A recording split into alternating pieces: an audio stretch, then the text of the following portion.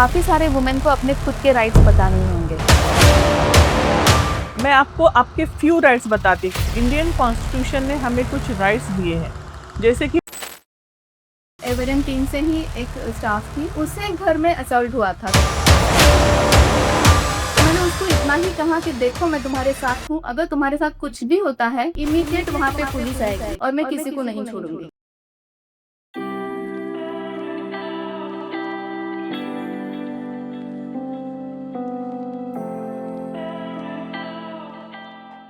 Hello everyone, I wish all of you happy International Women Day and I'm welcoming all of you on our special Women Day edition podcast. Woman empowerment, ये word हम हमेशा सुनते हैं, but what is actually woman empowerment और क्या सच में woman empowered है?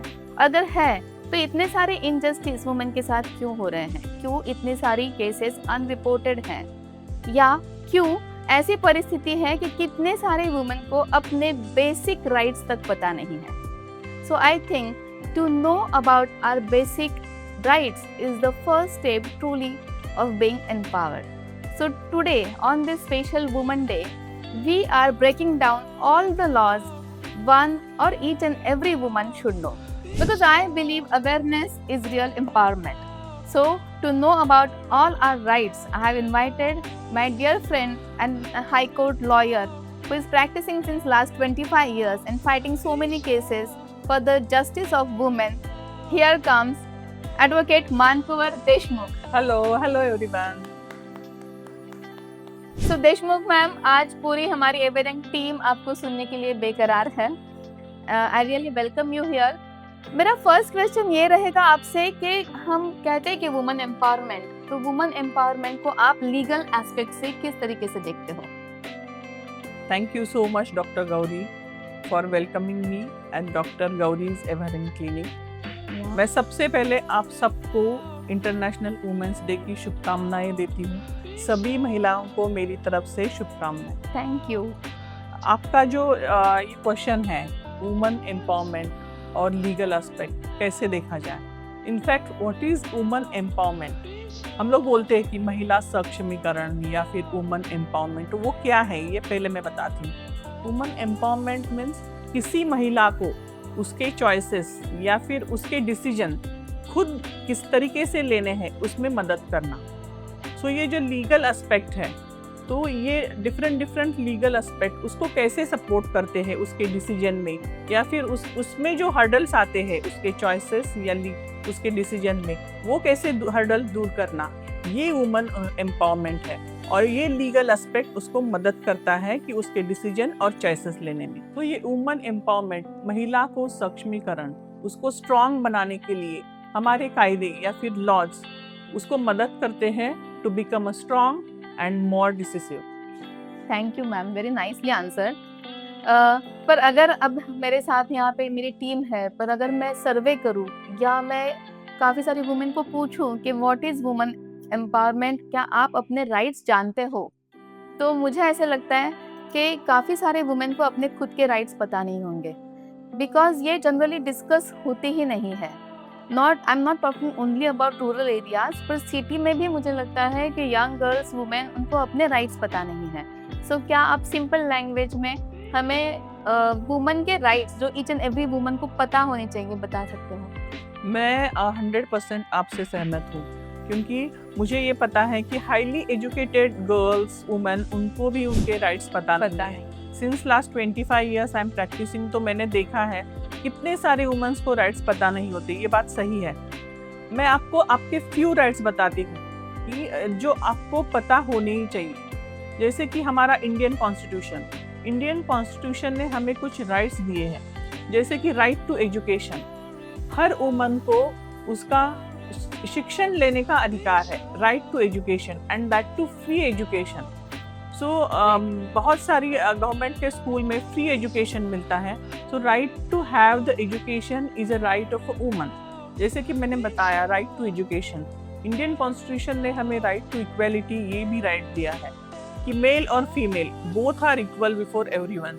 शायद वो फिर वो कायदा हो, कोर्ट हो या फिर समाज में, तो हमें राइट टू इक्वेलिटी का भी अधिकार दिया है। और थर्ड वाला राइट जो इम्पोर्टेंट मैं आपको बताने जा रही हूँ वो है right to have the equal property. जैसे कि हम लोग पहले सुनते थे कि दादाजी की प्रॉपर्टी है या उसके हमारे पापा की प्रॉपर्टी है, उसमें से थोड़ा सा हिस्सा मुझे मिल गया, लेकिन नहीं, अभी 1994 के बाद जितना आपके भाई को हिस्सा मिलेगा उतना ही आपको हिस्सा मिलेगा। That means you are the equal co-partner, you have the equal right along with your brother। ये बहुत ही बड़ा राइट हमें हमारी न्याय व्यवस्था ने दिया है, या फिर हमारे जो लॉज है उन्होंने हमको दिया है। फिर हम लोग देखते हैं कि अगर प्रेग्नेंट होते हैं और लड़की है तो कभी कभी एबॉर्शन घर वाले बोलते हैं कि नहीं एबॉर्ट करना है, लेकिन if she want to have that child, वो फीमेल हो तो वो भी उसका अधिकार है। एबॉर्शन के टाइम पे उसका कंसेंट फॉर्म अगर उसकी सिग्नेचर ना हो तो वो एबॉर्शन नहीं हो सकता है। तो ये जो छोटे छोटे राइट्स हैं, और सबसे बड़ा इम्पोर्टेंट राइट है ये है right to live the life with dignity, क्योंकि हर एक को अपनी लाइफ विद डिग्निटी जीने का अधिकार। ये छोटे छोटे अधिकार है, कभी कभी हमको पता भी नहीं होता है कि अरे ये अधिकार है और हमें इसके साथ में जीना है। इंडियन कॉन्स्टिट्यूशन ने ये राइट्स दिए हैं। कुछ अलग अलग लॉज है, बहुत सारे लॉज है, उन्होंने भी हमको अधिकार दिए हैं, उसके साथ में हम बहुत ही डिग्निफाइड और अच्छी लाइफ जी सकते हैं। और एक सबसे इम्पोर्टेंट राइट हमें जो मिला है वो है इक्वल पे। बहुत सारी कंट्रीज में इक्वल पे नहीं होता है, जैसे कि मेल और फीमेल सेम ग्रेजुएशन हो, सेम एजुकेशन हो, फिर भी मेल को ज़्यादा पेमेंट मिलता है और फीमेल को कम।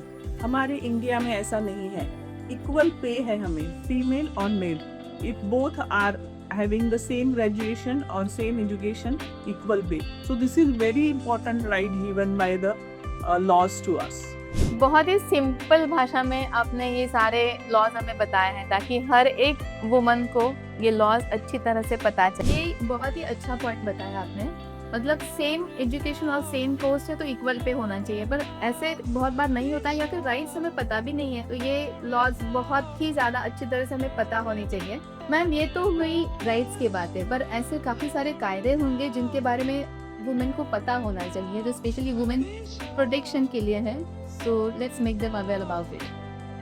मैं तो कहूँगी ये भी सारे कायदे वुमेन्स के लिए ही है, मेंस के लिए कुछ बचा रही है। तो पहले के ज़माने में मैं पहले से बताती हूँ, सती वाला ये होता था कि हस्बैंड की डेथ के बाद उसकी वाइफ उसके साथ में जाती थी, तो ये सती प्रोहिबिशन एक्ट भी आया है। तो अभी कोई मतलब ऐसा नहीं कर सकता है कि हस्बैंड के साथ उसकी डेथ के साथ में जाएगा।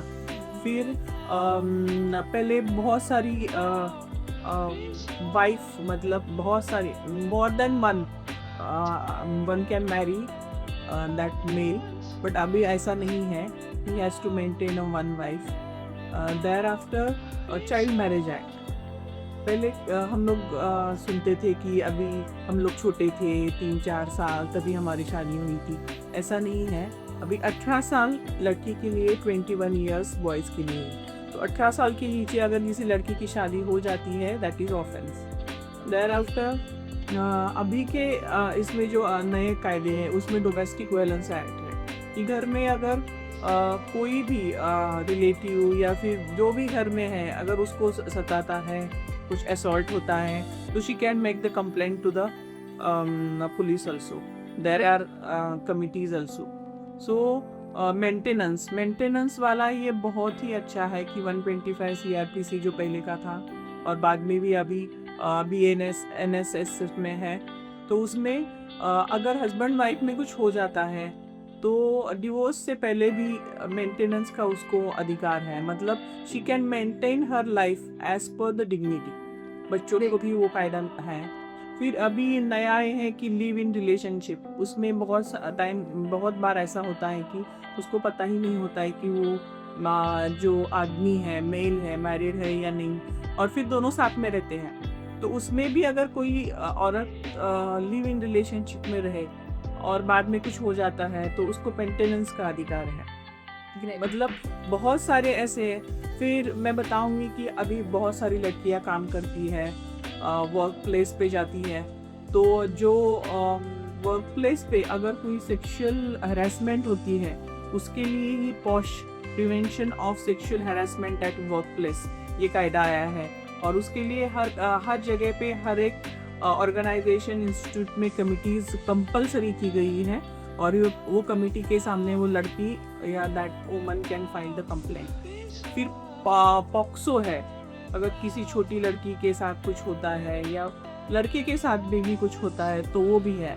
फिर 376 मतलब पहले का जो इंडियन पीनल कोड के अंडर आता रेप, तो हम लोगों को सबको निर्भया का केस तो पता है जो 2012 में वेरी अनफॉर्चुनेट केस था। उसके बाद में बहुत सारे चेंजेस आए हैं जो रेप के केसेस में हैं। और मैं ये जो मैंने लॉज बताए, लेकिन हमारा जो महाराष्ट्र राज्य है, जो गवर्नमेंट है, उन्होंने भी प्रोटेक्शन दिया है वुमेन्स को, जैसे कि पनोधैर्य योजना।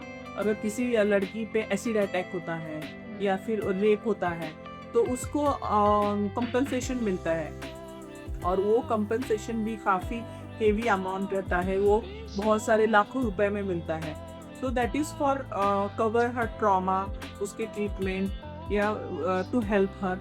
तो ऐसे बहुत सारी योजनाएं हमारे गवर्नमेंट की भी है, और ये वाले कायदे हमारे लॉज ने भी दिए हैं। तो मैं तो कहूँगी कि ये बहुत सारा प्रोटेक्शन हमें ऑलरेडी मिल चुका है। एक्चुअली मतलब ये काफ़ी कायदे जो आपने बताए कि जो बहुत इम्पोर्टेंट लग रहे हैं मुझे, जैसे कि आपने पॉश के बारे में बताया, तो ये पॉश का कायदा जो है it's really very important and each and every woman should know about it, कि अगर उसके साथ कुछ सेक्सुअल हैरेसमेंट होता है तो वो अपने आवाज़ उठा सके। Thank you to all. और अगर आपको ये पॉडकास्ट अच्छा लगा है तो आप ज़्यादा से ज़्यादा औरतों की पास और ज़्यादा से ज़्यादा फैमिलीज़ के पास ये पॉडकास्ट पहुंचाइए, अपने फ्रेंड्स में पहुंचाइए, ताकि सारी औरतों को ये पता चले कि उनके बेसिक राइट्स क्या है, उनके क्या लॉज है हमारे कंट्री में, और ज़्यादा से ज़्यादा वुमेन एम्पावरमेंट की तरफ से और एक स्टेप आपकी तरफ से भी आप ले सको। Thank you very much.